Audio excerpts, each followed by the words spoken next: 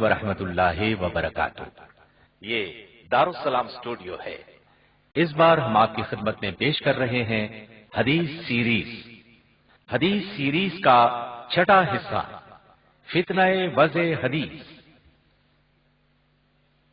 عن ابی سعید الخدری رضی اللہ عنہ ان رسول اللہ صلی اللہ علیہ وسلم قال لا تكتبوا عني ومن كتب عني غير القرآن فليمحه وحدثوا عني ولا حرج ومن كذب علي قال همام أحسبه قال متعمدا فليتبوأ مقعده من النار۔ سیدنا ابو سعید خدری رضی اللہ عنہ سے روایت ہے، نبی کریم صلی اللہ علیہ وسلم نے فرمایا، میری طرف سے کچھ نہ لکھو، اگر کسی نے قرآن کے علاوہ کچھ لکھا ہے تو اسے چاہیے کہ اسے مٹا دے، مجھ سے حدیث بیان کرو، کوئی مذائقہ نہیں، البتہ جس نے مجھ پر جانتے بوجھتے جھوٹ بولا وہ اپنا ٹھکانہ جہنم میں بنا لے۔ تاریخ بتاتی ہے کہ جب سے دنیا انسانیت کی ہدایت اور فلاح کے دائی اس دین حق سے متعارف ہوئی، اسی وقت سے دشمنان اسلام نے اس دین فطرت کے خلاف علل اعلان طرح طرح کی محاذ آرائیاں شروع کر دی تھی۔ لیکن جب اللہ تعالیٰ نے مسلمانوں کو غلبہ عطا فرمایا تو ان دشمنان دین نے اپنی مخالفتوں اور محاذ آرائیوں کو منافقت بالفاظ دیگر مصلحت کی چادر میں چھپا دیا تھا۔ لیکن حق یہ ہے کہ وہ خفیہ طریقے پر اسلام کی جڑیں کھوکھلی کرنے سے کبھی باز نہ آئے۔ ان کے کارآمد بہت سارے خفیہ طریقوں میں سے ایک مؤثر طریقہ جعلی حدیثیں گھڑ کر دین میں فساد پیدا کرنا بھی تھا۔ لیکن عہد رسالت میں احادیث نبوی کذاب اور منافقین کی خیانتوں سے محفوظ تھی۔ کوئی شخص اس بابرکت دور میں جھوٹی حدیثیں وضع کرنے کی جسارت نہ کر سکا۔ اس کی تین وجوہ تھیں۔ نمبر 1، خود رسول اللہ صلی اللہ علیہ وسلم کا بنفس نفیس موجود ہونا کہ جو جھوٹ کا فی الفور اور بآسانی ازالہ فرما سکتے تھے۔ نمبر 2، نبی صلی اللہ علیہ وسلم پر وحی کا نازل ہونا جو منافقین کے رازوں کو فاش کر دیا کرتی تھی۔ اور نمبر 3، نبی صلی اللہ علیہ وسلم پر جھوٹ بولنے کے بارے میں شدید وعید ہونے کے باعث ہر شخص انتہائی محتاط نظر آتا تھا۔ عہد رسالت کے بعد خلفائے راشدین کے عہد میں سے سیدنا ابو بکر اور سیدنا عمر رضی اللہ عنہما کے ادوار خلافت میں بھی یہ فتنہ سر نہ اٹھا سکا۔ لیکن جب خلیفہ ثالث سیدنا عثمان بن عفان رضی اللہ عنہ کے آخری عہد خلافت میں سیاسی اختلافات کی بنیاد پڑی تو عبداللہ بن سبا یہودی اور اس کے پیروکاروں کے ذریعے نبی صلی اللہ علیہ وسلم پر افتراء پردازی کا باقاعدہ آغاز ہوا۔ پھر سیدنا عثمان رضی اللہ عنہ کی شہادت کے بعد جب سیدنا علی رضی اللہ عنہ خلیفہ بنے اور صفین کے مقام پر سیدنا علی اور سیدنا معاویہ رضی اللہ عنہما کے درمیان محاذ آرائی ہوئی تو مسلمان 3 فرقوں میں بٹ گئے، خوارج، شیعہ اور معتدل عوام۔ جب امت ان مختلف فرقوں میں بٹ گئی تو ایک طرف شیعہ حضرات نے علی رضی اللہ عنہ کی محبت میں غلوب سے کام لینا شروع کیا تو دوسری طرف خوارج ان کے دشمن بن گئے۔ جمہور اہل اسلام نے ان دونوں کے خلاف مسلک اعتدال کو اختیار کیا اور ان دونوں میں سے کسی بھی فرقے سے متاثر نہ ہوئے۔ ان فرقوں کی چونکہ مقدور بھر کوشش یہ تھی کہ کسی طرح اپنے عقائد کو درست اور قرآن و حدیث کے مطابق ثابت کر دکھائیں، لہٰذا انہوں نے وضع حدیث کا سہارا لیا۔ چونکہ کسی چیز کو صرف نبی صلی اللہ علیہ وسلم کی طرف منسوب کرنا ہی اس کی ترویج، اشاعت اور مقبولیت کا باعث ہو سکتا تھا، لہٰذا ہر فرقے نے نبی صلی اللہ علیہ وسلم پر جھوٹ کو جائز سمجھ لیا۔ انا للہ و انا الیہ راجعون۔ یہی وہ دور ہے جس میں دشمنان اسلام کو مسلمانوں کے درمیان نفرت و انتشار کی وہ آڑ نظر آئی جس کے پس پردہ وہ دین اسلام کو صفائے کائنات سے مٹانے کے لیے آزادانہ طور پر کارروائیاں کر سکتے تھے۔ چنانچہ ان کذاب اور منافقین نے اس سازگار فضا کا بھرپور فائدہ اٹھایا۔ یہ لوگ اصلاً وہ تھے جنہوں نے بعض سیاسی مصلحتوں یا مجبوریوں کے تحت اسلام کا لبادہ تو اوڑھ رکھا تھا، لیکن در حقیقت اسلام ان کے دل کو کبھی بھی نہ بھایا تھا۔ جب بلاد اسلامیہ میں حدیث نبوی کی نقل و روایت کا بڑے پیمانے پر چرچا ہوا اور تابعین صحابہ کرام سے بڑے ذوق و شوق سے احادیث اخذ و نقل کرنے لگے تو گھات میں بیٹھے یہ دجال رونما ہوئے اور اپنے ہر باطل نظریے کو اسلام میں داخل کرنے کے لیے جھوٹا دعویٰ کرنے لگے کہ فلاں صحابی نے ہم سے یہ حدیث نقل کی ہے۔ اس اعتبار سے اگر فتنہ وضع حدیث کے آغاز کی تحدید و تعیین کی جائے تو یہ تقریباً 41 ہجری کا زمانہ قرار پاتا ہے، جیسا کہ امام حاکم رحمۃ اللہ علیہ نے اپنی کتاب معرفت و علوم الحدیث میں اس کی طرف اشارہ کیا ہے۔ اب میں اس دور کے مختلف وضاعین کے طبقات اور ان کی خطرناک سرگرمیوں کا جائزہ پیش کرتا ہوں۔ نمبر 1، خوارج۔ ایک طرف تو خوارج کبیرہ گناہ کے مرتکب کو کافر کہتے ہیں، لیکن دوسری طرف اپنے باطل عقائد و نظریات کی ترویج و اشاعت کے لیے حدیثیں بھی وضع کیا کرتے تھے، لیکن دوسرے تمام باطل فرقوں کی بنسبت ان میں کذب بہت کم پایا جاتا تھا۔ تاہم اس بات سے انکار نہیں کیا جا سکتا کہ ان میں وضاع موجود تھے۔ چنانچہ عبداللہ بن زبیر المقری ابن لہیہ سے نقل کرتے ہیں، میں نے خوارج کے ایک شیخ کو جو طائب ہو گیا تھا یہ کہتے ہوئے سنا ہے، تم دیکھا کرو کہ اپنا دین کس سے لے رہے ہو، کیونکہ جب ہم لوگ کسی رائے کو پسند کر لیتے تھے تو اسے حدیث بنا کر پیش کیا کرتے تھے۔ نمبر 2، شیعہ۔ ہم دیکھتے ہیں کہ شیعوں کا بنیادی طور پر نقطہ نظر یہ رہا ہے کہ سیدنا علی رضی اللہ عنہ کئی وجوہ سے رسول اللہ صلی اللہ علیہ وسلم کے اصل جانشین تھے، مگر جب جنگ صفین کے بعد شیعی مکتب فکر نے ایک نیا رخ بدلا اور بہت سارے بے دین، منافقین اور بدعتی لوگ دین میں فساد اور بگاڑ پیدا کرنے کی غرض سے سیدنا علی رضی اللہ عنہ کے حواریوں میں شامل ہو گئے، اور یہی لوگ بعد میں شیعان علی یا شیعہ کہلائے۔ یہ لوگ برملا سیدنا علی کو وصی کہا کرتے تھے۔ ان کا دعویٰ تھا کہ سیدنا علی کی خلافت کے متعلق رسول اللہ صلی اللہ علیہ وسلم نے وصیت فرمائی تھی، چنانچہ وہ اس کے اصل مستحق تھے، اور جن لوگوں نے انہیں ان کے حق کے خلافت سے محروم رکھا وہ غاصب و ظالم تھے۔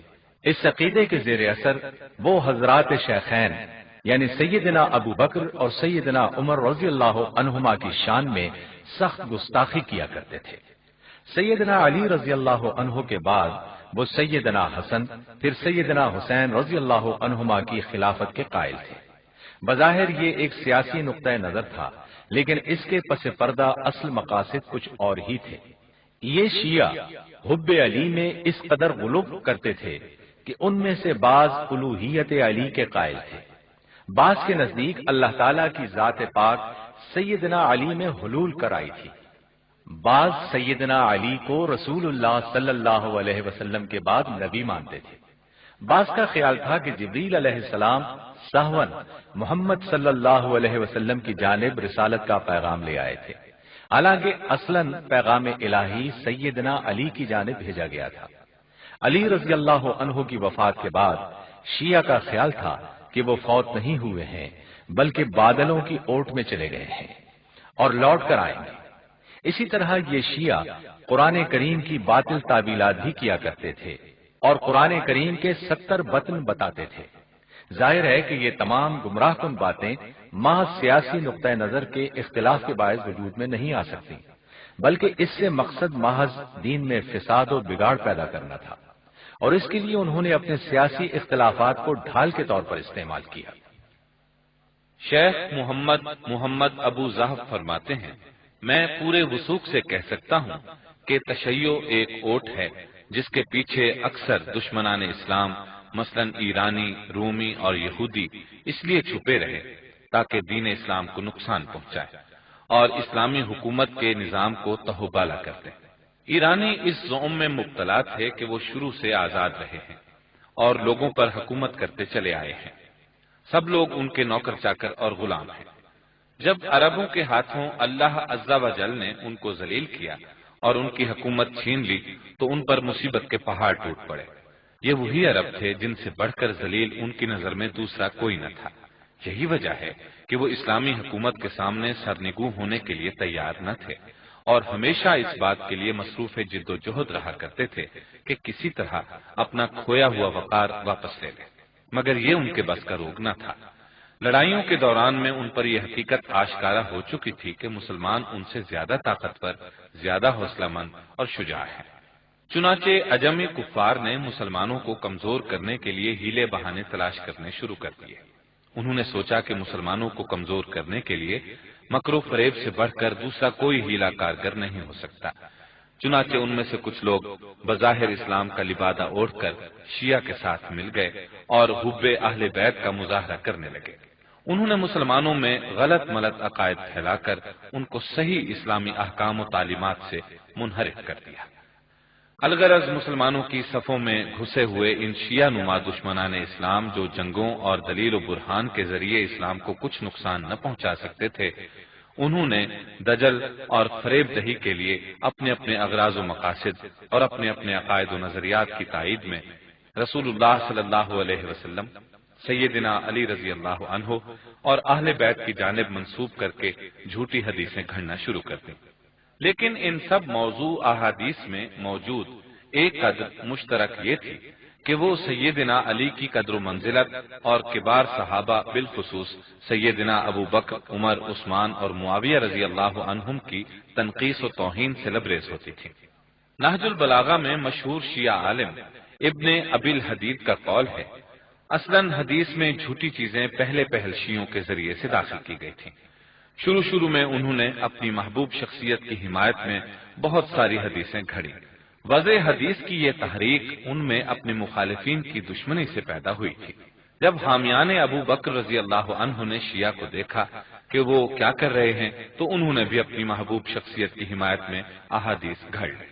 جنگ صفین کے موقع پر ان احادیث کو دیکھ کر سیدنا علی رضی اللہ عنہ نے انتہائی افسوس کا اظہار کرتے ہوئے فرمایا تھا، اللہ ان سبائیوں کو تباہ کرے، امت مسلمہ کی کتنی روشن جماعت کو انہوں نے سیاہ کر دیا اور رسول اللہ صلی اللہ علیہ وسلم کی کتنی ہی حدیثوں کو انہوں نے بگاڑ دیا ہے۔ سیدنا علی کے اس قول کو 50 سے زائد راویوں نے روایت کیا ہے۔ رافضیوں کی بے تحاشا حدیث گھڑنے کی اس عادت کے پیش نظر امام مالک رحمۃ اللہ علیہ نے فرمایا تھا، ان سے بات چیت نہ کرو اور نہ ان سے روایت کرو کیونکہ وہ جھوٹ بولتے ہیں۔ قاضی شریک بن عبداللہ کا مشہور قول ہے، جس سے بھی ملنے کا موقع ملے اس سے حدیث لے لو مگر رافضیوں سے نہ لو کیونکہ وہ حدیثیں گھڑتے ہیں اور اسے ایک دینی کام سمجھتے ہیں۔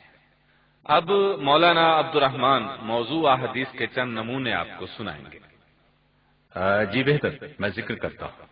رافضیوں نے سیدنا علی کی شان میں یہ احادیث گھڑی، ہر نبی کا ایک وصی اور وارث ہوا ہے، میرے وارث اور وصی علی ہیں، میں اور علی نور سے پیدا ہوئے ہیں، آدم علیہ السلام کی تخلیق سے 1000 سال قبل ہم دونوں عرش کے دائیں جانب مکین تھے۔ اب دو مثالیں سیدنا عمر اور سیدنا معاویہ کی شان میں گستاخی کے متعلق ملاحظہ فرمائیں۔ سیدنا عمر نے سیدنا علی کے گلے میں رسی ڈال کر آپ کو کھینچا تھا۔ سیدہ فاطمہ پیچھے سے چلا رہی تھیں اور حسن و حسین رو رہے تھے۔ جب تم معاویہ کو میرے ممبر پر خطبہ دیتے دیکھو تو اسے قتل کر دو۔ ان احادیث کو وضع کرنے اور پھیلانے میں شیعوں کے ساتھ بنو امیہ کے سیاسی حریف بنو عباس کے حمایتی بھی شریک ہو گئے تھے۔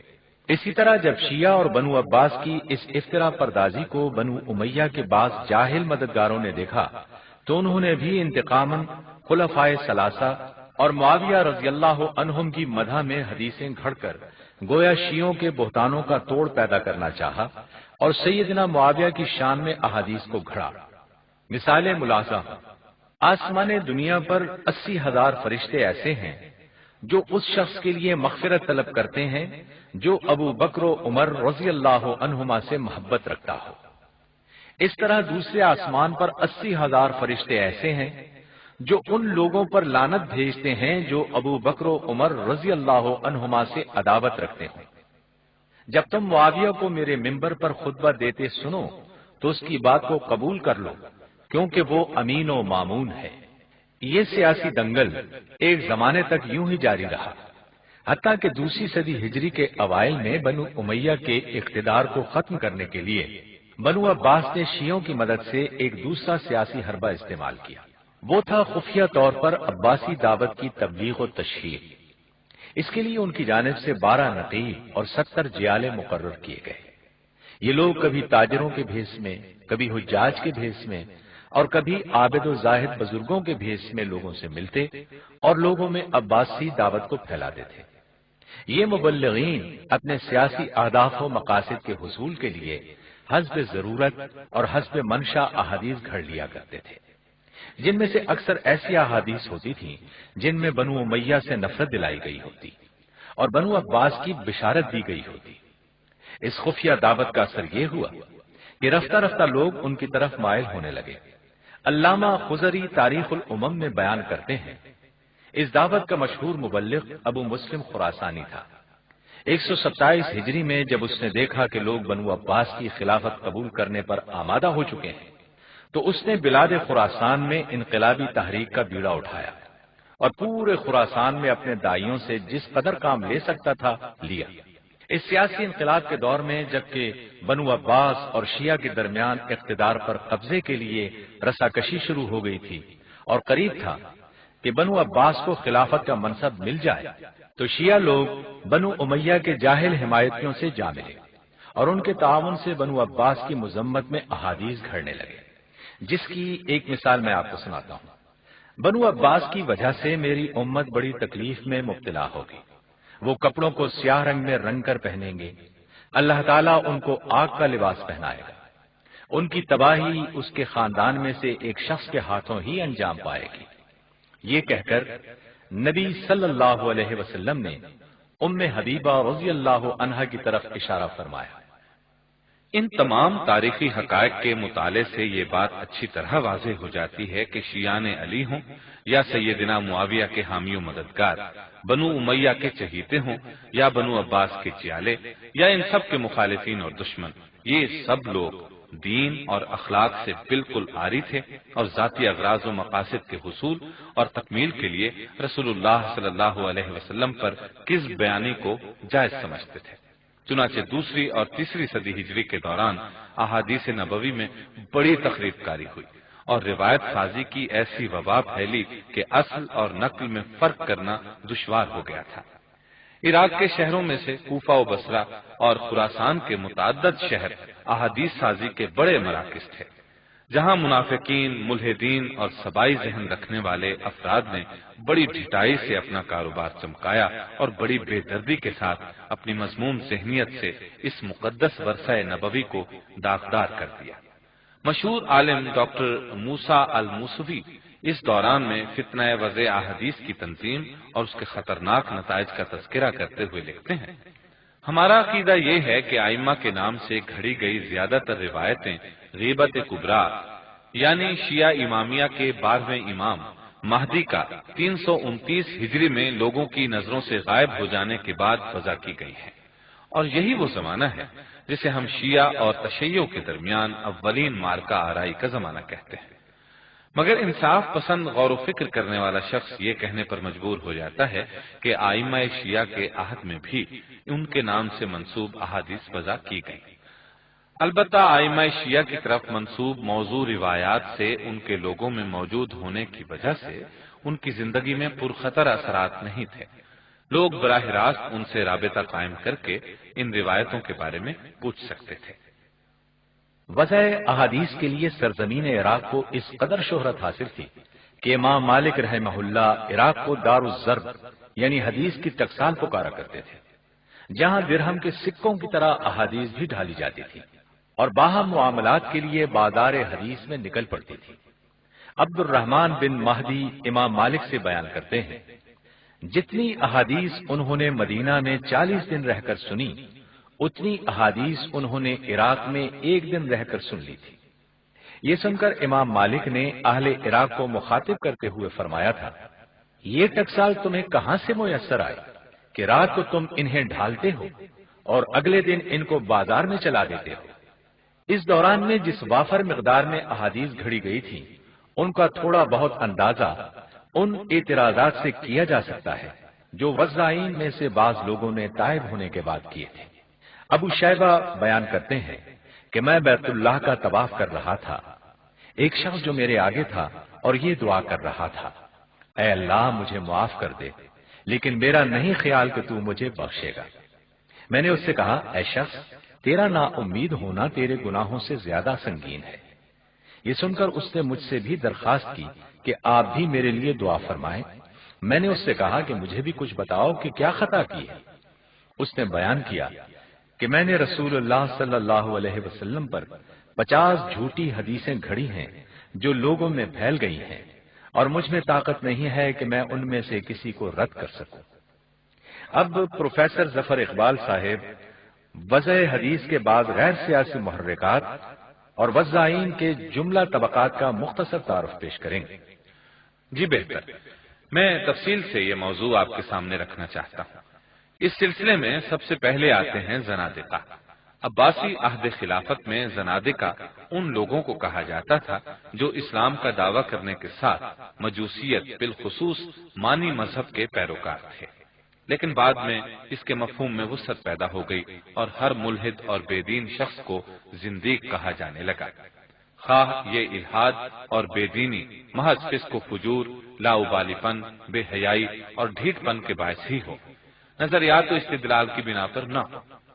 عباسی عہد خلافت اور تیسری صدی ہجری میں مذہب زنادقہ کی نشر و اشاعت اور فروغ کے اسباب بیان کرتے ہوئے احمد امین لکھتے ہیں، جب بنو امیہ کے زوال کے بعد اہل فارس اقتدار پر قابض نہ ہو سکے تو انہوں نے مسلمانوں کے عقائد کو بگاڑنے کے لیے مجوسیت بالخصوص مانی مذہب کے نظریات کو اسلام میں پھیلانا شروع کر دیا۔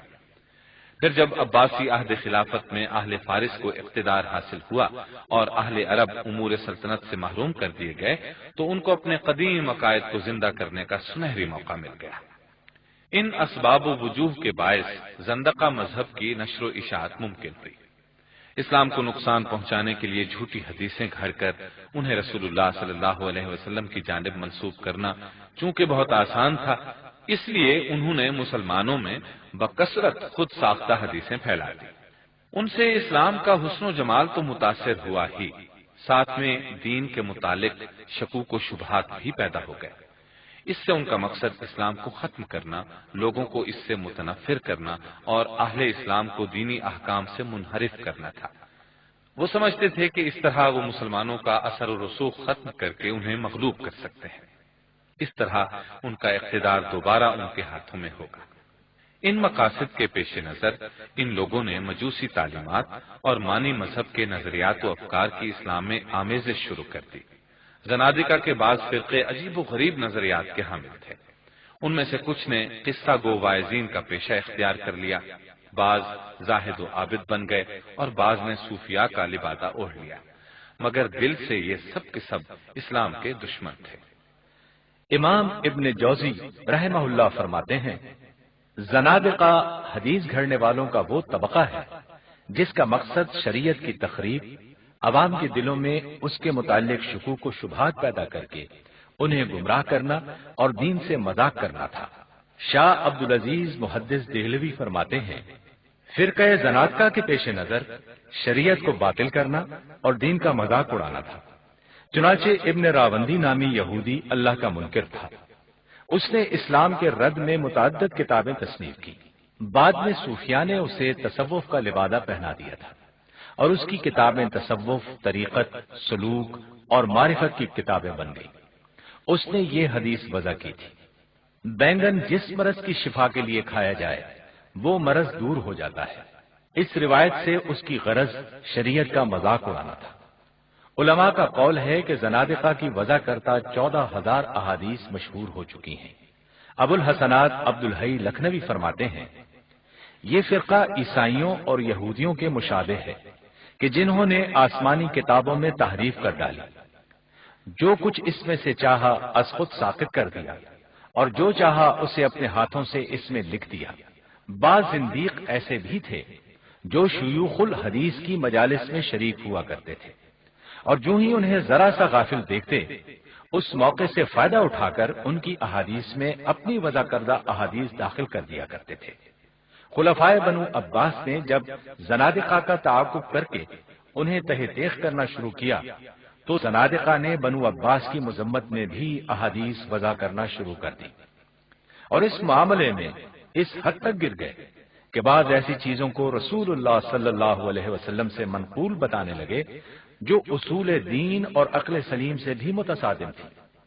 مثال کے طور پر یہ باتیں کہ زمین ایک مچھلی نے اپنی پیٹھ پر اٹھا رکھی ہے، زہرہ ستارہ پہلے ایک زانیہ عورت تھی، اسم اعظم کی برکت سے اسے آسمان پر اٹھا کر ستارے کی صورت میں مست کر دیا گیا، وغیرہ وغیرہ۔ اب میں وضع حدیث کے سلسلے میں چند زنادقہ کی سرگرمیوں کی مثالیں خود ان کے اعترافات کی روشنی میں پیش کرتا ہوں۔ ابو احمد ابن عدی فرماتے ہیں، جب عبد الکریم بن ابی الابجا کو 160 ہجری میں پکڑ کر محمد بن سلیمان عباسی امیر بصرہ کے پاس لایا گیا تو انہوں نے اس کی گردن مارنے کا حکم دیا۔ جب اس کو اپنے قتل کیے جانے کا یقین ہو گیا تو اس نے کہا، قسم اللہ کی، میں نے تم میں 4000 حدیثیں گھڑ دی ہیں، جن میں حلال کو حرام، حرام کو حلال، روزے کے دن افطار اور افطار کے دن روزہ بنا دیا ہے۔ جعفر بن سلیمان نے بیان کیا ہے کہ میں نے خلیفہ مہدی کو یہ کہتے ہوئے سنا ہے، میرے پاس ایک زندیق شخص نے اقرار کیا کہ اس نے 400 حدیثیں گھڑی جو لوگوں میں چل گئی۔ نمبر 2، مبتدئین یعنی بدعتی لوگ۔ یہ احادیث گھڑنے والوں کا وہ طبقہ ہے جس کا مقصد اپنے خاص بدعتی مذہب کی تائید و نصرت میں احادیث گھڑنا تھا۔ شاہ عبدالعزیز محدث دہلوی فرماتے ہیں، یہ خواہشات کے بندے محض اپنے مذہب کی اعانت اور مخالف کے مذہب پر طعن کرنے کے لیے اس فعل کے مرتکب ہوئے۔ رافضی صوفیاء اور کرامیہ تو اس عمل میں سب پر سبقت لے گئے، خارجی، زیدی اور معتزلہ تو پھر بھی اس فعل قبیح کے اس قدر مرتکب نہیں ہوئے۔ مبتدئین میں سے شیعوں کی فتنہ انگیزیوں کی طویل داستان کا کچھ تذکرہ میں پہلے کر چکا ہوں، جو اس حقیقت کو آشکار کرتا ہے کہ شیعہ اپنی مطلب براری کے لیے رسول اللہ صلی اللہ علیہ وسلم پر جھوٹ باندھنے میں انتہائی بے باک تھے، اور جو شخص بھی سلطنت و اقتدار میں کچھ حصہ حاصل کرنا چاہتا تھا وہ شیعیت کا لبادہ اوڑھ لیا کرتا تھا۔ چنانچہ مختار بن ابی عبید ثقفی پہلے خارجی تھا، پھر عبداللہ بن زبیر رضی اللہ عنہما کا پیرو ہو کر زبیری کہلایا، پھر کیسانی شیعہ بنا اور محمد بن حنفیہ کا دائی بن گیا تھا۔ اس کے متعلق منقول ہے کہ جب اس نے کوفہ میں عبداللہ بن زبیر رضی اللہ عنہما کے خلاف علم بغاوت بلند کیا تو ایک حدیث داں کے پاس گیا اور اس سے کہا، نبی صلی اللہ علیہ وسلم سے منسوب کر کے ایک ایسی حدیث وضع کیجیے جس میں آپ نے فرمایا ہو کہ میرے بعد ایک خلیفہ ہوگا جو میرے بیٹے حسین کا قصاص لے گا۔ اس حدیث سازی کے عوض میں آپ کو 10,000 درہم خلعت، سواری اور خادم دوں گا۔ اس شخص نے جواب دیا، میں نبی صلی اللہ علیہ وسلم کے نام پر تو ایسی حدیث وضع نہیں کر سکتا، البتہ کسی صحابی کے نام سے منسوب کر سکتا ہوں، آپ معاوضے میں جو کمی کرنا چاہیں بخوشی کر دیں۔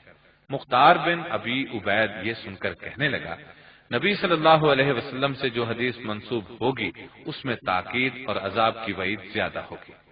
جابر بن یزید جوفی ابو عبداللہ کوفی مشہور شیعہ تھا اور کہا کرتا تھا، میرے پاس 50,000 احادیث ہیں جن میں سے میں نے ابھی تک کوئی حدیث روایت نہیں کی ہے۔ اس کے متعلق سفیان ثوری رحمۃ اللہ علیہ فرمایا کرتے تھے، میں نے جابر بن یزید کو 30,000 ایسی حدیثیں بیان کرتے سنا ہے جن میں سے میں کسی روایت کے ذکر کو بھی حلال نہیں سمجھتا، خواہ اس کے لیے مجھے جس قدر رقم پیش کی جائے۔ نمبر 3، کرامیہ۔ ابو بکر سمعانی فرماتے ہیں کہ ابو عبداللہ محمد بن کرام کے پیروکار جو کرامیہ کے نام سے مشہور ہیں، ان کا نظریہ یہ تھا کہ جن چیزوں کا تعلق کسی حکم سے نہ ہو بلکہ ترغیب و ترہیب یعنی لوگوں کو اطاعت اور فضائل اعمال کی ترغیب دلانے اور معصیت سے ڈرانے اور ڈانٹنے سے ہو، ان میں احادیث وضع کرنا جائز ہے۔ یہ لوگ اپنے اس برے فعل کے جواز کے لیے اس حدیث سے استدلال کرتے تھے کہ نبی صلی اللہ علیہ وسلم نے فرمایا، جو مجھ پر عمدن لوگوں کو گمراہ کرنے کے لیے جھوٹ بولے، یعنی جو کذب لوگوں کو گمراہ کرنے کے لیے ہو وہ حرام ہے، لیکن جو کذب لوگوں کی اصلاح اور ترغیب و ترہیب کے لیے ہو وہ جائز ہوگا۔ مگر یہ حدیث باطل ہے، اس کی سند میں محمد بن فضل بن عطیہ ہے جس کی تکذیب پر اتفاق ہے۔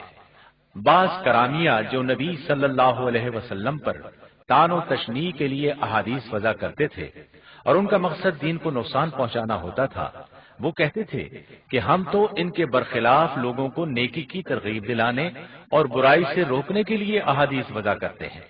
لہذا ہم اس وعید کے مستحق نہیں ہیں، بلکہ وہی لوگ ہیں، یا پھر اس سے مراد وہ لوگ ہیں جو نبی کریم صلی اللہ علیہ وسلم کو شاعر، مجنون یا جادوگر اور کذاب کہا کرتے تھے۔ نمبر 4، صوفیاء، عابد اور زاہد لوگ۔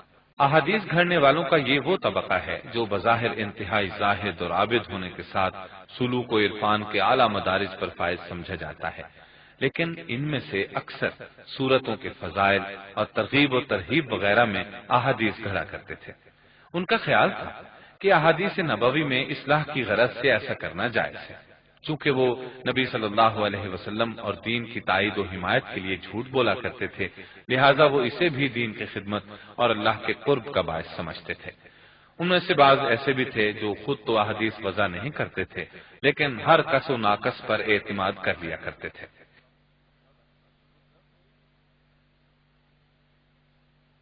تہمت کا غلبہ تھا اور وہ خود حدیث کے معاملے میں حفظ و امتیاز کے اہل نہ تھے، لہذا اپنی اصلاح اور نیکی کی بنا پر یہ ناممکن سمجھتے تھے کہ کوئی شخص نبی صلی اللہ علیہ وسلم پر جھوٹ بول سکتا ہے۔ چنانچہ جو شخص بھی ان کے سامنے حدیث نبوی کے نام سے کچھ بیان کرتا وہ اس کو قبول کر لیتے تھے۔ ان میں سے بعض لوگ ایسے بھی تھے جو اصحاب کرامت، سوتے جاگتے نبی صلی اللہ علیہ وسلم کی رؤیت اور کشف و الہام کے دعوے دار تھے۔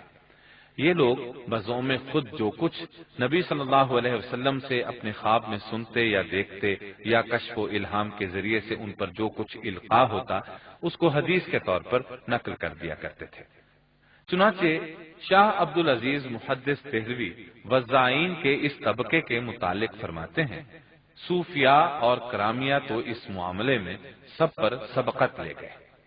شاہ عبدالعزیز ایک دوسرے مقام پر فرماتے ہیں، ایک اور فرقہ جو زہد و عبادت اور دیانت میں مشہور تھا، انہوں نے خواب میں رسول اللہ صلی اللہ علیہ وسلم یا ائمہ کرام سے کوئی بات سنی تو انہوں نے اپنے خواب پر یقین کرتے ہوئے اس بات کو مبہم روایت کر دیا اور خواب کا ذکر ترک کر دیا۔ لوگوں نے سمجھا کہ واقعتاً یہ حدیث ظاہر سند کے ذریعے سے ان تک پہنچی ہے۔ چنانچہ صوفی ابو عبد الرحمن سلمی اور دوسرے صوفیاء جو حدیث کا ذوق نہ رکھتے تھے اسی بیماری میں مبتلا تھے اور ان کی روایت کو ناقابل اعتبار قرار دیا گیا ہے۔ حجت الاسلام ابو حامد غزالی رحمہ اللہ فرماتے ہیں، بعض گمان کرنے والے صوفیاء نے گمان کیا ہے کہ فضائل اعمال میں احادیث گھڑنا جائز ہے، لیکن معاصی یعنی گناہ کی باتوں میں ایسا کرنا ناجائز ہے۔ ان کا زعم ہے کہ اس سے ان کا مقصد صحیح ہوتا ہے، لیکن یہ محض خطا ہے، کیونکہ نبی کریم صلی اللہ علیہ وسلم کا ارشاد ہے، جس نے جان بوجھ کر مجھ پر جھوٹ باندھا وہ اپنا ٹھکانہ جہنم میں بنا لے، اور سوائے ضرورت کے کسی چیز کا حکم ترک نہیں ہوتا، اور اس کی کوئی ضرورت نہیں ہے، کیونکہ سچ میں جھوٹ کا متبادل موجود ہے، اور اس بارے میں منقول آیات و احادیث ہی کافی ہیں۔ اگر احادیث کا وضع کرنا ان اغراض میں سے نہ ہو جو رسول اللہ صلی اللہ علیہ وسلم اور اللہ تعالیٰ پر جھوٹ باندھنے سے ڈرانے کے متعلق ہے تو بھی یہ امور شریعت میں تشویش کا دروازہ کھولنے کا باعث ہے، لہذا اس شر میں خیر کا کوئی پہلو نہیں ہو سکتا، اور رسول اللہ صلی اللہ علیہ وسلم پر کذب کبیرہ گناہوں میں سے ہے۔ ہم اللہ تعالیٰ سے اپنے اور تمام مسلمانوں کے لیے معافی کے طالب ہیں۔ اس طبقے کے وضاعین کی مثالوں میں امام حاکم وغیرہ نے ابو عمار المروزی رحمۃ اللہ علیہ سے نقل کیا ہے کہ انہوں نے ابو اسمہ نوح بن ابی مریم سے پوچھا، فضائل قرآن میں ہر سورت کے متعلق ابن عباس رضی اللہ عنہما کی حدیث آپ کو کہاں سے ملی؟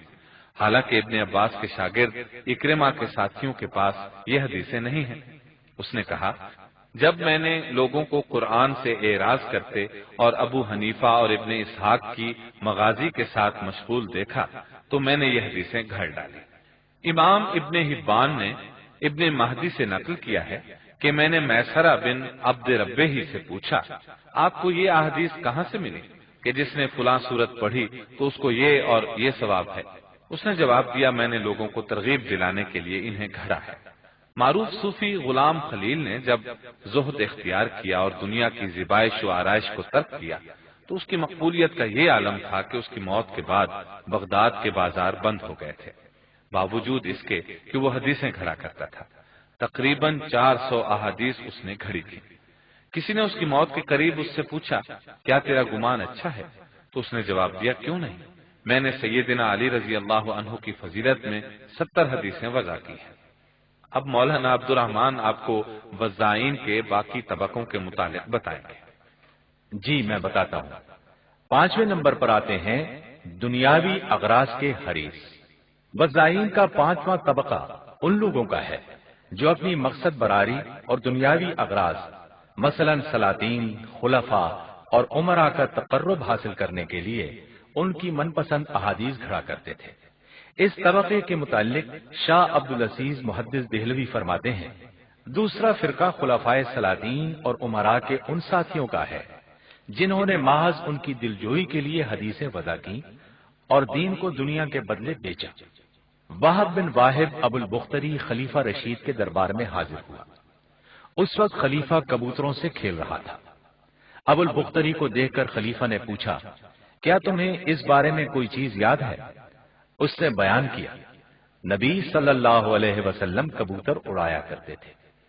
یہ سن کر خلیفہ غصے سے بولا، اسے میرے یہاں سے نکال باہر کرو۔ پھر کہا، اگر وہ قریش کے قبیلے سے نہ ہوتا تو میں اسے ضرور معزول کر دیتا۔ نمبر 6، کاروباری وضاعین۔ وضاعین کا 6واں طبقہ وہ تھا جنہوں نے وضع حدیث کو اپنے کاروبار کے طور پر اپنا لیا تھا۔ شاہ عبدالعزیز دہلوی اس طبقے کے وضاعین کے متعلق فرماتے ہیں، اہل علم کی ایک جماعت جو علم حدیث سے تعلق نہ رکھتی تھی، اس نے جب یہ دیکھا کہ محدثین کو نہایت قدر و احترام کی نگاہ سے دیکھا جاتا ہے اور ان کی بڑی عزت کی جاتی ہے تو ان کے دل میں محدث بننے کی خواہش پیدا ہوئی۔ اس لیے انہوں نے احادیث وضع کرنا شروع کی تاکہ نہ ہلدی لگے، نہ پھٹکڑی اور رنگ بھی چوکھا ہے۔ اس طبقے کے ایک وضاع نفع بن حارث نخعی نابینا کے متعلق حمام رحمۃ اللہ علیہ بیان کرتے ہیں کہ وہ ہمارے پاس آ کر کہنے لگا کہ مجھے براء بن عازب رضی اللہ عنہ نے حدیث سنائی، مجھے زید بن ارقم رضی اللہ عنہ نے حدیث سنائی۔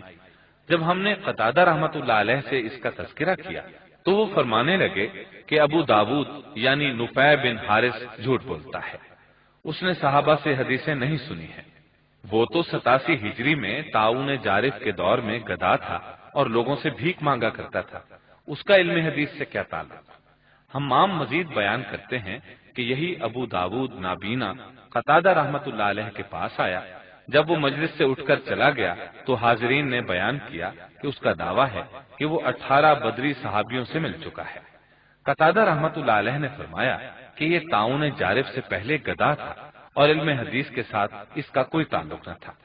قسم اللہ کی، حسن بصری اور سعید بن مسیب جیسے کبار تابعین جو عمر میں اس سے بڑے اور اجتہادات صحابہ کے زبردست عالم تھے، انہوں نے بھی بدری صحابیوں سے براہ راست کوئی حدیث سن کر یعنی حدثنا کہتے ہوئے ہم کو نہیں سنائی۔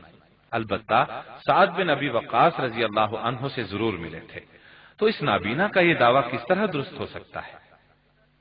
وضاعین کا 7واں طبقہ ان کا ہے جنہوں نے ہر اچھی کلام کے لیے اسانید وضع کرنا جائز سمجھ رکھا ہے۔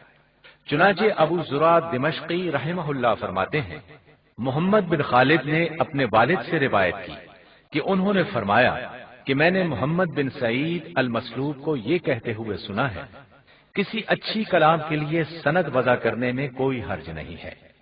آپ ان کی کتابوں کو ایسی حدیثوں سے بھری ہوئی پائیں گے جن کے متن ان کے بناوٹی ہونے کی گواہی دے رہے ہوں گے، کیونکہ وہ فقہا کے فتاوی کے مشابہ ہیں اور وہ ان کی کوئی سند بھی بیان نہیں کرتے۔ نمبر 8، شہرت کے خواہاں۔ وضاعین کا 8واں طبقہ ان کا ہے جو انفرادیت اور اجنبیت کے اظہار کے لیے احادیث وضع کیا کرتے تھے تاکہ اس طرح لوگوں میں ان کی شہرت پھیلے اور زیادہ سے زیادہ لوگ ان سے سننے لگے۔ ابو عبداللہ الحاکم رحمہ اللہ بیان کرتے ہیں، ابراہیم بن یسار جو ابن ابی دہیہ کے نام سے مشہور ہیں، جعفر صادق اور ہشام بن عروہ سے حدیث روایت کیا کرتا تھا اور اجنبیت کے لیے ایک حدیث کی سند کو دوسری حدیث کی سند پر چڑھا دیا کرتا تھا۔ نمبر 9، کمزور حافظے والے لوگ۔ وضاعین کا یہ طبقہ ان لوگوں کا ہے جن کا حافظہ کمزور تھا، مگر وہ اس طرح روایت کیا کرتے تھے گویا ان کا حافظہ قوی اور معروف ہے۔ چنانچہ کبھی کبھی وہ بغیر ارادے کے ایسی چیزیں بیان کر دیتے تھے جن میں اجنبیت پائی جاتی تھی۔ اس طبقے کے متعلق شاہ عبدالعزیز دہلوی فرماتے ہیں، ایک گروہ نے بلا ارادہ بھی احادیث وضع کی، جس کی صورت یہ ہوئی کہ انہوں نے کسی تجربہ کار شخص یا کسی صوفی یا حکمائے سابقین میں سے کسی کا کوئی کلام سنا اور پھر اپنی غفلت اور بھول سے اسے نبی کریم صلی اللہ علیہ وسلم کی جانب منسوب کر دیا، یہ سوچتے ہوئے کہ ایسی حکمت کی بات سوائے نبی صلی اللہ علیہ وسلم کے اور کوئی نہیں کہہ سکتا۔ اس فرقے کی کوئی حد نہیں ہے، بیشتر عوام اسی مرض میں مبتلا ہے۔ اس طبقے میں وہ لوگ بھی شامل ہیں جن کی کتب جل گئیں یا ضائع ہو گئی تھی، لہذا جب وہ اپنے حافظے سے حدیث بیان کرتے تھے تو اس میں غلطیاں کرتے تھے، اور وہ لوگ بھی تھے جو تھے تو ثقہ مگر آخری عمر میں حافظے کی خرابی کا شکار ہو گئے تھے۔ نمبر 10، متعصبین۔ اس طبقے میں وہ تمام لوگ شامل ہیں جنہوں نے جنس، قبیلہ، شہر، ملک، علاقہ، فقہ، کلام، زبان، رنگ، نسل یا کسی مخصوص امام، پیر یا ولی کی مدح میں یا اپنے مخالفین کی مذمت میں از راہ اناد و تعصب احادیث گھڑی تھی۔ چنانچہ آپ مختلف کتب میں جدہ، بصرہ، اردن، خراسان، عمان، بحرین، اسقلان، قزوین، آبادان، عراق اور دمشق وغیرہ کی مدح میں اور قسطنطنیہ، طبریہ اور صنعا وغیرہ شہروں کی مذمت میں روایات پائیں گے۔ ان تمام تعصبات کا مختصر پس منظر اور مثالیں پیش خدمت ہیں۔ خلافت عباسیہ کا قیام چونکہ خراسانی فارسی النسل لوگوں کے ذریعے سے انجام پایا تھا اور خراسان شیعوں کا گہوارہ تھا، لہذا وہ لوگ شیعی نظریات سے بہت زیادہ متاثر ہوئے۔ اہل فارس کا خیال چونکہ یہ تھا کہ بادشاہت وراثت سے چلتی ہے، لہذا انہوں نے بنو امیہ کو اہل بیت کے حقوق کا غاصب قرار دیا اور چاہا کہ بذریعہ طاقت اہل بیت کا حق خلافت ان کو دلوایا جائے۔ مزید یہ کہ اہل فارس کو اسلام کے زیر نگین آنے سے قبل عراق و یمن کے علاوہ اور بہت سے عرب علاقوں پر سیاسی غلبہ حاصل تھا، مگر بنو امیہ کے عہد خلافت میں وہ اہل عرب سے مغلوب ہو کر ان کے غلام بن کر رہ گئے تھے۔ جب اہل عرب ان پر حکمرانی کرنے لگے تو ان کی شان و شوکت اور ان کی درخشاں تہذیب کی یاد رفتہ ان کو کچوکے لگانے لگی، لہذا وہ بنو امیہ کے سیاسی حریف بن گئے تھے۔ بنو امیہ کے زوال کے بعد جب بنو عباس نے خلافت کا دعویٰ کیا تو اہل فارس ان کے ہم نوا بن گئے تھے۔ بنو عباس نے بھی ایرانیوں کو اپنا خیر خواہ جانا۔ ایرانیوں کو امید تھی کہ بنو عباس کے تعاون سے ان کی پرانی شان و شوکت لوٹ آئے گی، چنانچہ ابو مسلم خراسانی اور اس کے ہم نوا بنو عباس کی نصیحت و حمایت نیز بنو امیہ کے خلاف نبرد آزما ہونے کے لیے ہمہ وقت و ہمہ تن تیار تھے۔ اصلاً یہ کشمکش بنو امیہ اور بنو عباس کے درمیان نہیں بلکہ اہل عرب اور اہل فارس کے درمیان تھی۔ یہی وجہ ہے کہ اہل فارس نے بنو امیہ کے عربی اقتدار کو ملیامیٹ کرنے کے لیے اپنی جانوں کا نذرانہ پیش کیا تھا۔ جب بنو عباس کی خلافت مستحکم ہو گئی تو وہ اہل فارس کے اس قدر احسان مند تھے کہ ان کے خلاف عربوں کے جائز مطالبات کی بھی پرواہ نہیں کرتے تھے۔ اس کی ایک وجہ یہ بھی تھی کہ بنو عباس کے بعض خلفاء فارسی النسل ماؤں کے بطن سے پیدا ہوئے تھے۔ ایرانیوں کے اس غلبے نے عوام کے قلوب و ذہن پر یہ غلط رنگ جما دیا کہ اجمی عربوں کے مقابلے میں برتر ہے۔ ان نظریات کے حاملین کو شعوبیہ کے نام سے جانا جاتا ہے۔ شعوبیت کا یہ نظریہ دوسری صدی ہجری میں معرض وجود میں آیا اور خوب پھلا پھولا۔ تیسری صدی ہجری میں تو یہ نظریہ بہت عروج تک پہنچ گیا۔ یہ نظریہ اس وجہ سے مزید مستحکم ہوا کہ بنو عباس نے بنو امیہ کے برخلاف فارسی عصبیت کے مقابلے میں عربی عصبیت کی کوئی مدد نہیں کی تھی۔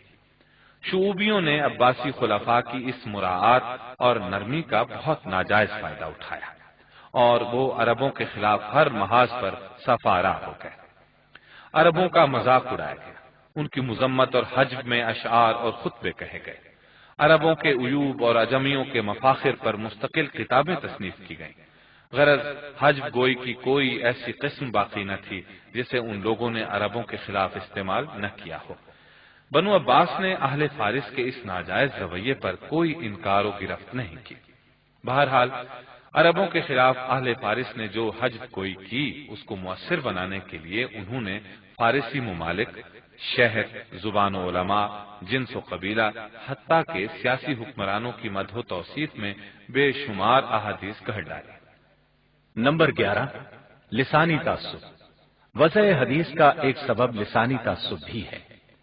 چنانچہ اہل فارس نے فارسی زبان کی فضیلت میں یہ حدیث گھڑی: جب اللہ تعالیٰ غضبناک ہوتا ہے تو وہی عربی زبان میں نازل فرماتا ہے، اور جب راضی ہوتا ہے تو وہی فارسی زبان میں نازل فرماتا ہے۔ جب جہلائے عرب نے شعوبیوں کی اس حدیث کو سنا تو اس کے بالمقابل یہ حدیث گھڑ ڈالی: جب اللہ تعالیٰ غضبناک ہوتا ہے تو فارسی میں وحی کرتا ہے، اور جب راضی ہوتا ہے تو عربی میں وحی کرتا ہے۔ نمبر 12، نسلی تعصب۔ نسلی تعصب بھی وضع حدیث کا ایک سبب ہے۔ چنانچہ اہل عجم نے اپنی فضیلت میں یہ حدیث گھڑی کہ نبی صلی اللہ علیہ وسلم کی خدمت میں جب عجمیوں کا ذکر ہوا تو آپ نے فرمایا: مجھے ان کے ساتھ جو خصوصی وابستگی ہے وہ تمہارے ساتھ نہیں ہے۔ ایک اور موقع پر آپ نے فرمایا: ترکوں کا ظلم اچھا ہے لیکن عربوں کا عدل بھی معیوب ہے۔ جب بعض عرب متعصبین نے یہ احادیث سنی تو انہوں نے یوں جواب دیا: عرب سے 3 وجہ سے محبت کرو، اس لیے کہ میں عرب ہوں، اہل جنت کی زبان عربی ہوگی اور قرآن عربی میں ہے۔ اور یہ حدیث گھڑی: عرب عجمیوں کے سردار ہے۔ نمبر 13، علاقائی تعصب۔ علاقائی تعصب کی وجہ سے بھی احادیث کو گھڑا گیا۔ چنانچہ ایک موضوع حدیث ہے: دنیا کے 4 شہر جنت کے شہروں میں سے ہیں، مکہ، مدینہ، بیت المقدس، دمشق، اور 4 شہر جہنم کے شہروں میں سے ہیں، قسطنطنیہ، طبریہ، انطاکیہ اور صنعاء۔ ایک اور موضوع حدیث میں ہے: جب خراسان فتح ہو گیا اور اسلام آذربائیجان کے علاقوں تک پھیل گیا تو سیدنا عمر رضی اللہ عنہ سخت برہم ہوئے اور فرمایا: مجھے خراسان کی سرزمین سے کیا سروکار، خراسان میں ہمارا کوئی دوست نہیں۔ میں چاہتا تھا کہ ہمارے اور خراسان کے درمیان آگ اور برف کے ناقابل تسخیر پہاڑ حائل ہوتے اور ہماری وہاں تک رسائی ناممکن ہوتی، ہمارے اور ان کے مابین یاجوج و ماجوج کی دیوار جیسی دوری ہوتی۔ یہ سن کر سیدنا علی رضی اللہ عنہ نے فرمایا: ابن الخطاب، یہ گفتگو بند کیجیے، کیا آپ کو رسول اللہ صلی اللہ علیہ وسلم کے سارے علوم پر دسترس ہے؟ خراسان میں مرب نامی ایک شہر ہے جس کی بنیاد ذوالقرنین نے رکھی تھی۔ سیدنا عزیر علیہ السلام نے اس میں نماز ادا کی تھی۔ اس میں نہریں جاری ہیں، اس کی زمین کشادہ ہے، اور اس کے ہر در پر ایک فرشتہ تلوار پکڑے تا قیامت معمور ہے تاکہ اہل شہر کو تمام آفات و مصائب سے محفوظ رکھے۔ خراسان میں ایک اور شہر طالقان ہے جس میں سونے چاندی کے ذخائر تو نہیں لیکن وہ مومنوں کا مسکن ہے۔ خراسان میں ایک اور شہر شاش ہے جس میں سو رہنے اور ٹھہرنے والا شخص اللہ کی راہ میں خون بہانے والے کی مانند ہے۔ خراسان ہی کا ایک شہر بخارا ہے۔ جب روز قیامت لوگ چیخ سن کر گھبرا جائیں گے تو اہل بخارا پرامن رہیں گے۔ غرض خراسان کی فضیلت ثابت کرنے کے لیے ایسی حدیث گھڑ ڈالی۔ فقہی و کلامی تعصب بھی وضع حدیث کا سبب بنا۔ امام شافعی رحمۃ اللہ علیہ عربی النسل اور امام ابو حنیفہ رحمۃ اللہ علیہ فارسی النسل تھے، لہذا شعوبیوں میں سے مامون بن احمد ہروی سے جب کسی نے کہا کہ کیا آپ امام شافعی اور ان کے متابعین کو خراسان میں پھلتے پھولتے نہیں دیکھتے، تو اس نے امام ابو حنیفہ کی مدح سرائی اور امام شافعی کی حجب میں یہ حدیث گھڑ ڈالی کہ رسول اللہ صلی اللہ علیہ وسلم نے فرمایا: میری امت میں ایک شخص محمد بن ادریس شافعی ہوگا، وہ امت کے لیے ابلیس سے زیادہ خطرناک ثابت ہوگا، اور میری ہی امت میں ایک شخص ابو حنیفہ کہلائے گا، وہ میری امت کا چراغ ہوگا۔ بعض شعوبیوں نے تقلید جامد کے باعث اپنے فقہی و کلامی مسلک کی تائید میں اور دوسرے فقہی مسالے کے خلاف ازراہ تعصب احادیث گھڑی تھی۔ مثلا جب محمد بن عکاشہ سے کسی نے کہا کہ ایک قوم رکوع میں جانے سے قبل اور رکوع سے سر اٹھاتے وقت رفع الیدین کرتی ہے، تو اس نے کہا: رسول اللہ صلی اللہ علیہ وسلم کا فرمان ہے، جس نے رکوع میں رفع الیدین کیا اس کی نماز نہیں، اور جس نے امام کے پیچھے فاتحہ پڑھی اس کی نماز نہیں۔ اسی طبقے میں وہ لوگ بھی شامل ہیں جو اپنے کسی فتوے کی تائید یا مناظرہ بازی کے وقت اپنے موقف کو وزنی بنانے کے لیے احادیث گھڑ لیا کرتے تھے، اور وہ بھی جو اپنے کسی مخصوص کھانے یا خوشبو یا لباس یا رسم و رواج کو دوسروں سے بہتر سمجھتے تھے اور ان کی ترویج کے لیے فضیلت والی احادیث گھڑا کرتے تھے، اور بعض اوقات دوسرے مذاہب و ادیان کو برا بھلا کہنا باعث ثواب بتاتے تھے۔ مثال کے طور پر یہ موضوع حدیث، جس شخص کے پاس صدقہ کرنے کے لیے کچھ مال نہ ہو وہ یہودیوں کے لیے بد دعا کرے۔ وضاعین کا ایک طبقہ ایسا بھی ہے جو انتقاماً کسی کی مذمت میں ازراہ اناد و انتقام حدیثیں گھڑا کرتا تھا۔ مثلا امام حاکم نے سہل بن عمر تیمی سے روایت کی ہے کہ ہم سعد بن طریف کے پاس بیٹھے تھے کہ اس کا بیٹا مکتب سے روتا ہوا آیا۔ جب اس نے اپنے بچے کو روتے دیکھا تو اس سے پوچھا تجھے کیا ہوا؟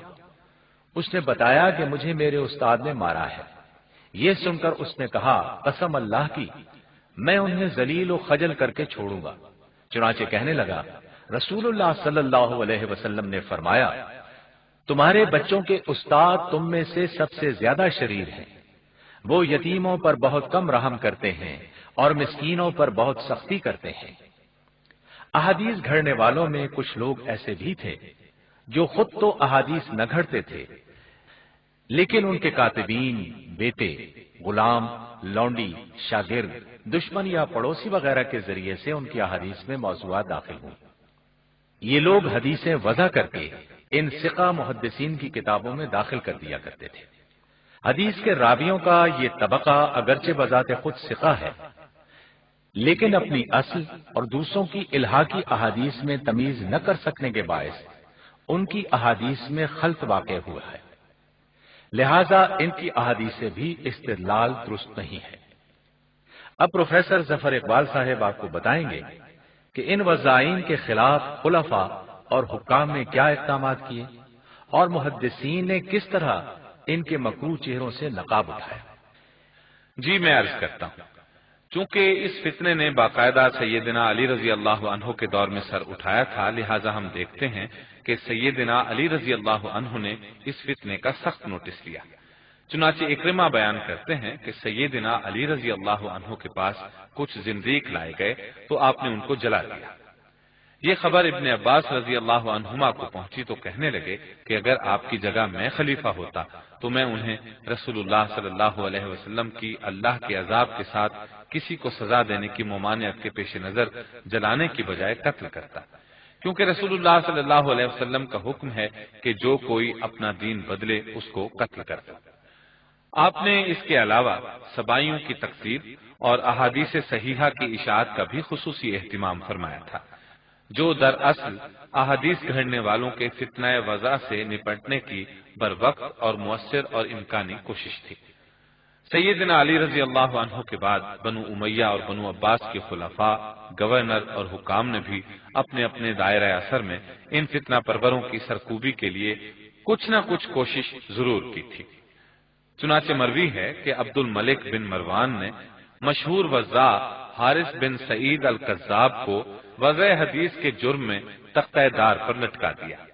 پھر اس کے بیٹے ہشام نے غیلان الدمشقی کو قتل کیا۔ عباسی خلفاء نے بھی زنادقہ کا خوب ڈٹ کر مقابلہ کیا، انہیں قید کیا گیا، قتل کیا گیا، ملک بدر بھی کیا گیا، اور ان کے معاملے میں ذرہ برابر بھی نرمی اور صلح جوئی نہیں برتی گئی۔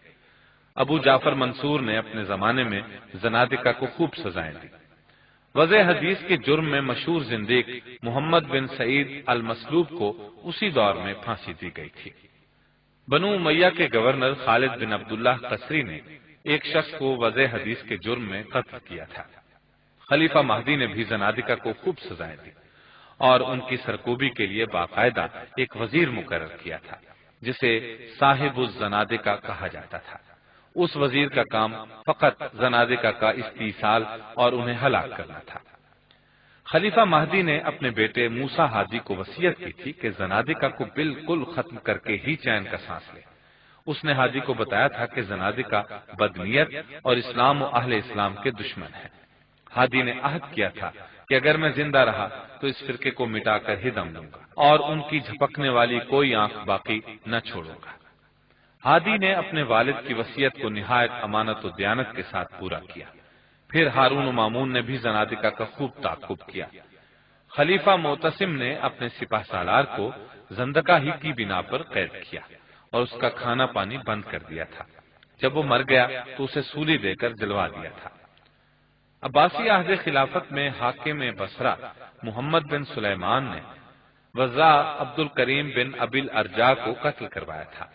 اسی طرح قاضی اسماعیل بن اسحاق نے حیثم بن سہل کو محض اس لیے پٹوایا تھا کہ وہ ایسی روایات بیان کرتا تھا جنہیں قاضی اسماعیل درست نہیں سمجھتے تھے۔ لیکن اگر ان چند واقعات کے پس منظر پر تنقیدی نقطہ نگاہ سے غور کیا جائے تو یہ تاریخی حقیقت کھل کر سامنے آتی ہے کہ ان وضاعین کا قصور وضع احادیث سے کہیں زیادہ خلاف حکومت سرگرمیاں تھیں۔ اگر یہ خلفاء حدیث گھڑنے والوں کو ختم کرنے میں اسی قدر مستعد ہوتے تو ان کے دور اقتدار میں یقیناً جھوٹے صوفیاء، زاہدوں، قصہ گو اور واعظوں وغیرہ کو کبھی ہمت نہ ہوتی کہ وہ حسب منشا احادیث گھڑ کر انہیں مشہور کر سکیں۔ حقیقت یہ ہے کہ امراء و سلاطین کی اسی نرمی نے انہیں اتنا دلیر بنا دیا تھا کہ جب وہ چاہتے بے دریغ احادیث وضع کر لیا کرتے تھے۔ چنانچہ میں چند واقعات نقل کرتا ہوں جو ان امراء و سلاطین کی حدیث گھڑنے والوں کے ساتھ نرم برتاؤ کی عکاسی کرتے ہیں۔ جب غیاث نے خلیفہ مہدی کو خوش کرنے کے لیے کبوتر بازی سے متعلق حدیث گھڑ کر سنائی تو اس نے حقیقت جاننے کے باوجود اسے سزا نہ دی بلکہ انعام دلوایا۔ اسی طرح جب مقاتل بن سلیمان بلخی نے خلیفہ مہدی کو یہ پیشکش کی کہ اگر آپ پسند کریں تو میں بنو عباس کی فضیلت میں حدیثیں وضع کر دوں، تو خلیفہ مہدی نے اس کی اس پیشکش کو فقط ٹھکرانے ہی پر اکتفا کیا، اسے کوئی سزا نہیں دی۔ جب ہارون رشید کو ابو البختری نے ایک جھوٹی حدیث سنائی تو ہارون نے بس اسی قدر تنبیہ ضروری سمجھی کہ اگر تو قریش کے قبیلے سے نہ ہوتا تو میں تجھے ضرور معزول کر دیتا۔ چنانچہ معلوم ہوا کہ اس کڑی کا اصل نظری اور عملی کام محدثین کرام ہی کے ذریعے انجام پایا، جس کا تذکرہ انشاءاللہ میں بھی کرتا ہوں۔ آپ سن چکے ہیں کہ احادیث گھڑنے والوں نے نبی اکرم صلی اللہ علیہ وسلم کی احادیث کے صاف چشمے کو گدلا کرنے میں کوئی موقع ضائع نہیں جانے دیا تھا، بلکہ اس پر ہر طرف سے حملے کیے۔ لیکن اللہ عز و جل محدثین کرام کی قبروں کو ٹھنڈا اور پر نور رکھے کہ جنہوں نے احادیث نبویہ کا دفاع کرنے، وضاعین کے باطل نظریات کو تانے بانے کی طرح بکھیرنے اور حق و باطل کو ممیز و ممتاز کرنے کے لیے اپنی پوری زندگیاں وقف کر دی تھی، تاکہ رسول اللہ صلی اللہ علیہ وسلم پر کس بیانی کرنے والوں کے جھوٹ کی قلعی کھل سکے۔ یہ ائمہ حدیث بڑے صاحب بصیرت اور حدیث کے متنوں اور سندوں کی معرفت میں مکمل مہارت رکھتے تھے۔ اگر انہیں صحیح معنی میں حدیث نبوی کے سراغ اور اسانید و رجال کے نقاد یا نباز اور جوہری کہا جائے تو قطعاً غلط نہ ہوگا۔ وضاعین کی کس بیانی کے مقابلے کے لیے ان ائمہ نے حدیث کے راویوں کے حالات جمع کیے، ان کا مقام و مرتبہ متعین کیا، اور ان میں سے جو مدح و ذم کے مستحق تھے انہیں اسی چیز سے ملقب کیا۔ اس کے ساتھ ساتھ اصل تدوین میں حدیث نبوی کو جمع کرنے، اس کی تحقیق اور تالیف و تدوین میں بھی حد درجہ عرق ریزی اور جانفشانی سے کام لیا۔ ان جلیل القدر ائمہ نے اپنے کام کو صرف احادیث کی جمع و تالیف اور تحقیق تک ہی محدود نہیں رکھا تھا، بلکہ کذاب اور دروغ کو اجارہ داروں کی گھڑی ہر روایت کو بآسانی شناخت کرنے اور ان کو صفحہ کائنات سے تا قیامت مٹا دینے کے لیے علوم حدیث کے مختلف اصول و ضوابط وضع کیے۔ پھر ان اصولوں پر گراں قدر کتب بھی تصنیف کی تاکہ جب کبھی اس طرح کا کوئی فتنہ سر اٹھائے تو مؤثر طریقے پر اس کی سرکوبی کی جا سکے۔ پھر ائمہ حدیث نے ان قواعد کے تحت سند اور متن دونوں میں پائی جانے والی وضع کی مختلف علامات کو بھی ظاہر کیا۔ محدثین نے کذاب اور وضاعین کے ناموں کی تفصیلات کو جمع کیا اور لوگوں کو ان سے باخبر کیا۔ ساتھ ہی صحیح، ضعیف اور موضوع احادیث کو الگ الگ کر کے دودھ کا دودھ اور پانی کا پانی کر دیا، اور ان تمام احادیث کو مشہور بھی کیا جنہیں ان وضاعین نے گھڑ رکھا تھا، اور ان موضوع احادیث پر مشتمل مستقل کتب بھی تصنیف کی، جو بلا شبہ ان کا ایک عظیم کارنامہ اور امت مسلمہ پر ان کا ناقابل فراموش احسان ہے۔ چنانچہ اب نہ ہی جھوٹی اور موضوع احادیث کسی عالم حدیث سے پوشیدہ رہی ہیں، اور نہ ہی اس بارے میں اب کوئی وضاحت باقی ہے، جیسا کہ موضوعات کی کتابوں کو دیکھنے سے بخوبی ظاہر ہوتا ہے۔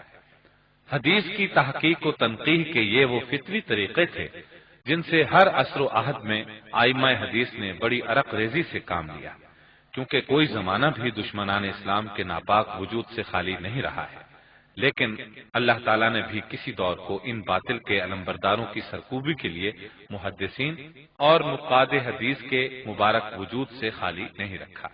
چنانچہ امام ابن جوزی رحمۃ اللہ علیہ فرماتے ہیں، جب ان دشمنان اسلام میں سے کسی کے لیے یہ ممکن نہ ہوا کہ قرآن میں کوئی اضافہ کر سکیں، تو ان لوگوں نے رسول اللہ صلی اللہ علیہ وسلم کی حدیث میں اضافہ کرنا اور ایسی چیزیں گھڑنا شروع کر دیں جو نبی صلی اللہ علیہ وسلم نے نہ فرمائی تھیں۔